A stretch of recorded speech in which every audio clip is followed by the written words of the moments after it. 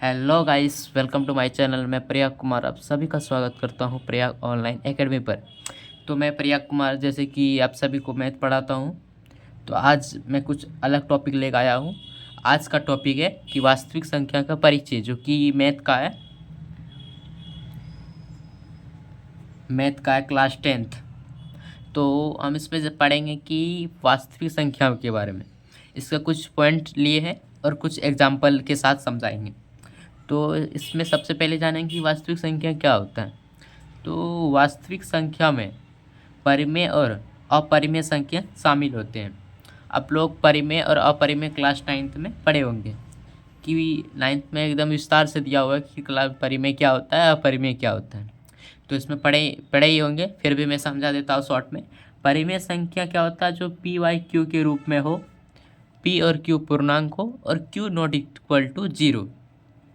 और परिमेय क्या हो? पी वाई क्यू के रूप में नहीं हो, तो इसे क्या कहेंगे? परिमेय संख्या। ठीक है। इस मतलब चैप्टर में सबसे आसान चैप्टर है। तो इसमें वास्तविक संख्या पहले पॉइंट के साथ हम 3 पॉइंट लिखे हैं। इस तीनों पॉइंट को आप समझ लिए तो और भी आगे वीडियो में समझाएंगे। तो इसमें दिया है कि वास्तविक संख्या में परिमेय और अपरिमेय संख्या शामिल होते हैं। क्या क्या शामिल होते हैं? परिमेय और अपरिमेय। मतलब कि एग्जाम्पल के साथ भी समझाता हूँ। जैसे 1 और 2 के बीच क्या होगा? तो 1/2 हो सकता है, 1/5 हो सकता है। तो ये क्या हुआ? परिमेय संख्या हुआ। और बोले क्या? अपरिमेय संख्या शामिल होते हैं। तो मान लीजिए कि 1 से 3 के बीच में √3 कहीं तो आएगा ही। √3 कैसी संख्या है? तो अपरिमेय संख्या है। एक पॉइंट समझ में आ गया। अब दूसरी पॉइंट लेते हैं कि वास्तविक संख्या को संख्या रेखा पर प्रदर्शित किया जा सकता है। जैसे 1 है तो हम संख्या रेखा पर दिखा सकते हैं कि 1 संख्या रेखा पर है। ठीक है। वास्तविक संख्या धनात्मक एवं ऋणात्मक। धनात्मक मतलब प्लस, ऋणात्मक मतलब माइनस। मतलब कि वास्तविक संख्या धनात्मक और ऋणात्मक हो सकती है। मतलब कि माइनस में होता है और प्लस में भी होता है। समझ में आ गया कि वास्तविक संख्या धनात्मक और ऋणात्मक हो सकती है। ये एग्जाम्पल लिए कि एक इसको बोलता है संख्या रेखा। ठीक है। इधर इन्फिनिट तक जाएगा। कितना तक जाएगा? अनलिमिटेड। इसका कोई अंत नहीं है, इन्फिनिट बोलते हैं। इधर भी उसी तरह इन्फिनिट, जहाँ तक मतलब कि आप जितना ले जा सकते हैं, आपकी मर्जी, यानी अनंत तक जाता है। ये उदाहरण हो गया। अब देखते हैं कि इसके आगे वाला पॉइंट क्या होता है। दूसरा समझेंगे कि अंकगणित की आधारभूत परिमेय। ये जो है पॉइंट, ये पॉइंट समझना बहुत ज़रूरी है, क्योंकि परीक्षा में और इस चैप्टर में ज़्यादातर क्वेश्चन इसी से आता है। तो इसको समझना बहुत ज़रूरी है। मतलब ऐसा समझो कि इस चैप्टर में सबसे ज़्यादा ज़रूरी है तो यही आभाज्य गुणनखंड, मतलब अंकगणित की आधारभूत परिमेय। तो इसमें पहले समझते हैं पॉइंट से कि प्रत्येक भाज्य संख्या को आभाज्य संख्या के गुणनफल के रूप में व्यक्त किया जा सकता है। अभी तो हम जो बोले ये बात समझ में नहीं आया होगा, हम जानते हैं, लेकिन हम एग्जाम्पल के साथ जैसे समझाएंगे आप लोग को आराम से समझ में आ जाएगा। तो डरने का कोई बात नहीं है, देखते हैं एग्जाम्पल्स के साथ। इसमें बोल रहा है कि प्रत्येक अभाज्य संख्या को अभाज्य, यहाँ बोल रहा है प्रत्येक भाज्य संख्या को अभाज्य संख्या के गुणनफल के रूप में व्यक्त किया जा सकता है। तो यहाँ क्या है? 66 420। तो पहले 66 को ये भाज्य संख्या है, इसको अभाज्य गुणनखंड में मतलब अभाज्य में लिख लेते हैं। तो इसको क्या करेंगे? 66 यहाँ लिखते हैं। यहाँ क्या लिखते हैं? 66। सबसे छोटी संख्या से लगेगा। इसको करने जानते हैं आप लोग? अगर ये जानते होंगे तो हमको कमेंट में कर मतलब कि आंसर बताइएगा इसका क्या आएगा। ठीक है, कमेंट में ज़रूर बताइएगा। तो हम पहले 2 से लगाए, इतना आया। फिर 3 से लगा देते हैं, इतना आया। और फिर 11 से लगा देते हैं तो इतना आया। आप लोग देख पा रहे होंगे कि यहाँ क्या लिखेंगे? 66 को हम किस रूप में लिख सकते हैं? 2 गुना 3 गुना 11 के रूप में लिख सकते हैं। तो यहाँ क्या लिखेंगे? 2 गुने 3 गुने 11 लिख सकते हैं। समझ में आ गया होगा। इसमें बोल रहा था कि ई संख्या के गुणनफल के रूप में व्यक्त किया जा सकता, मतलब ये जो 66 है इसको भी गुना करेंगे तो क्या आएगा, 66 ही आएगा, मतलब कि दोनों बराबर है। ठीक है, बात को समझ पा रहे हैं। अब इसको कर लिया, अब 420 को करते हैं। 420 को किससे लगाएंगे, तो पहले 2 से लगाते हैं, तो कितना आएगा 210। उसके बाद फिर से 200 लगाते हैं, कितना आएगा, तो 105। इस बार कितना से लगाएंगे, इस बार 3 से लगा देते हैं। 3 से लगाएंगे तो कितना बार में आएगा, 35 बार में। इस पर कितना से लगाते हैं, 5 से, कितना बार में आएगा, 7 बार में। इस पर कितना से लगाएं, तो 7 से ही। इसका क्या मतलब समझे, कि सबको यहाँ लिखना है, तो लिखते हैं 2 गुने 3 गुने 5 गुने 7 गुने 1। 1 को नहीं भी लिखेंगे तो चलेगा। ठीक है, अब इसमें सबसे ज़्यादा ज़रूरी बात इसमें समझने की ज़रूरत है कि जो लिखे हैं इसमें बोल रहा है एलसीएम तथा एचसीएफ तथा एलसीएम आभास गुणनखंड विधि से, मतलब इसकी सहायता से हमको एलसीएम एचसीएफ निकालना है। तो कैसे निकालेंगे, एचसीएफ देखो क्या दिया है, 66,420। इस मतलब एग्जाम्पल्स का लिए हैं, आप लोग अपने अनुसार अलग अलग संख्या को लेकर देख सकते हैं, उसमें कोई दिक्कत नहीं होगा। तो हम 66,420 लिए हैं कि हम मतलब एग्जाम्पल के साथ हम समझा सकें, इसलिए मैं ऐसा संख्या लिया हूँ। तो देखते हैं कि क्या लिखा है यहाँ, एचसीएफ कैसे निकालेंगे, आभास गुणनखंड विधि से। तो ये दोनों का लिख लिए।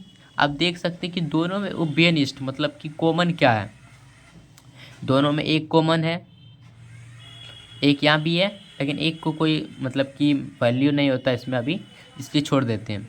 इसमें देख सकते हैं दोनों जगह कॉमन है, यहाँ भी कॉमन दिख रहा है, और इसके अलावा कोई संख्या है जो कि दोनों में उभयनिष्ठ कोई कॉमन नहीं है। इसका मतलब कि यहाँ क्या होगा, एक और यहाँ भी 3 है और यहाँ भी 3 है, मतलब कि दोनों में 3 है, मतलब दोनों में से एक आएगा। तो यहाँ क्या लिखेंगे, एक तो 2 और दूसरा 3। इसका मतलब क्या, 2 गुने 3 करेंगे, एचसीएफ 6 आया। कैसे आया, तो देख सकते हैं इसको जो किए हैं इसमें दोनों में उभयनिष्ठ मतलब कि कॉमन आना चाहिए। तो इसमें दोनों में था, 3 भी था, तो इसलिए 2 गुने 3 किए, तो इसका क्या आ गया, 6 आ गया। अब एलसीएम में क्या करेंगे, एलसीएम में मतलब कि जो संख्या 2 बार रहता है उसको 1 बार लिखते हैं। ठीक है, तो इसमें लिखेंगे, इसमें जो कॉमन था वही लिखे हैं। अब इसमें लिखते हैं 2 है यहाँ, बात को समझ पा रहे होंगे कि यहाँ 2 है, 1 है, 3 7 2 यहाँ 1 2 3। अब देखते हैं एलसीएम। तो एलसीएम में क्या होता है, जो ज़्यादा बार आता है उसी को लेते हैं। जैसे इसमें क्या है, 1 बार आया, इसमें क्या है 2 बार आया, तो इसका मतलब इसको लेंगे। तो यहाँ लिखेंगे एलसीएम और एचसीएफ दोनों निकालने का अलग अलग है। इसमें क्या लिए थे, एचसीएफ में कि दोनों में उभयनिष्ठ होना चाहिए, लेकिन एलसीएम में क्या लेंगे कि जो ज़्यादा बार आएगा, जैसे इसमें 1 बार है, इसमें क्या है 2 बार, तो इसमें इसको लेंगे। अब उसके बाद क्या है, 3 1 बार यहाँ है, 1 बार यहाँ, इसका मतलब 1 बार ही लेंगे, तो यहाँ लिखेंगे 3। अब 3 के बाद क्या है, 5, तो 5 1 बार यहाँ है, उधर तो है ही नहीं, तो इसको 1 ही बार लेंगे।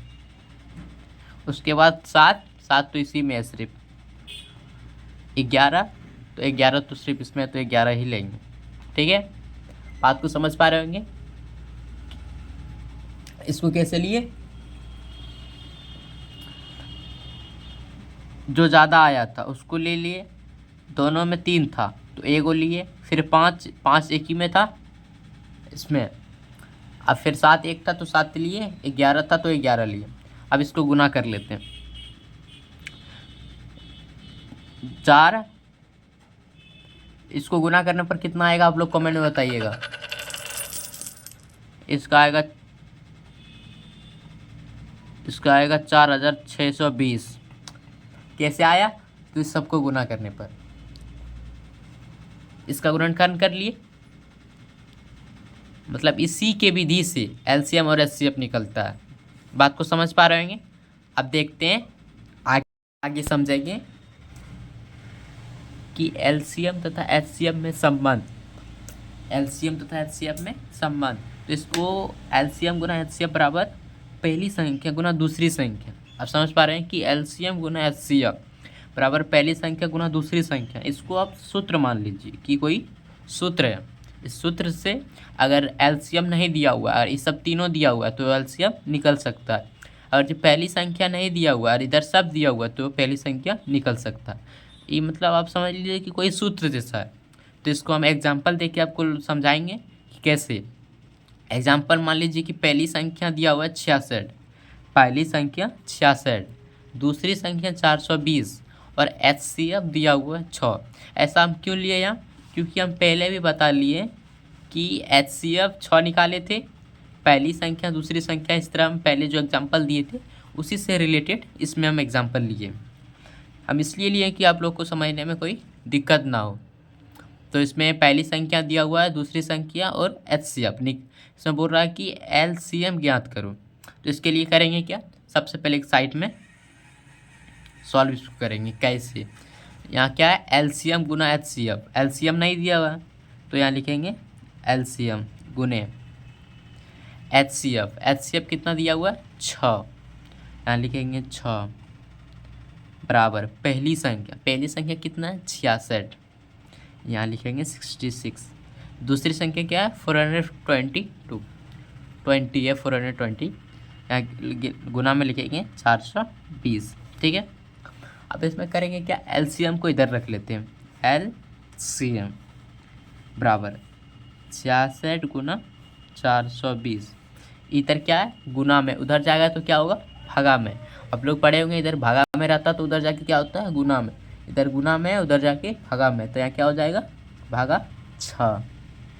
अब यहाँ 6 है, यहाँ 66 है, तो अब देख के लग रहा है कि 11 बार में चल, मतलब 11 बार में कट जाएगा। तो इसको कर दिए।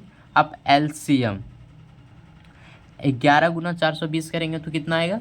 11 गुना 420 करेंगे तो इसका आएगा 4620। ठीक है, 4620। ये क्या आ गया? एलसीएम। आप लोग पहले भी देख सकते हैं कि एचसीएफ 6 था तो एलसीएम 4620 आया था। यहाँ एचसीएफ कितना लिए? 6। ठीक है, तो एलसीएम कितना आ गया? 4620। 4620 इसके बराबर आया, मतलब कि ये एक सूत्र है। अब इसको सूत्र समझे कि एलसीएम नहीं दिया है, एचसीएफ निकालना है, सब दिया तो ये निकल जाएगा। तो आप लोग समझ गए होंगे कि क्या है इसमें, मतलब पहली चैप्टर में यही सब पढ़ना होता है। अभी मैं इस वीडियो में सिर्फ परिचय बताया हूँ, आगे वाला मैं चैप्टर सॉल्व को लेकर आऊँगा। तो अगर वीडियो अच्छा लगा तो लाइक कीजिएगा, चैनल को सब्सक्राइब कीजिएगा। तो धन्यवाद, मिलते हैं फिर अगले वीडियो में।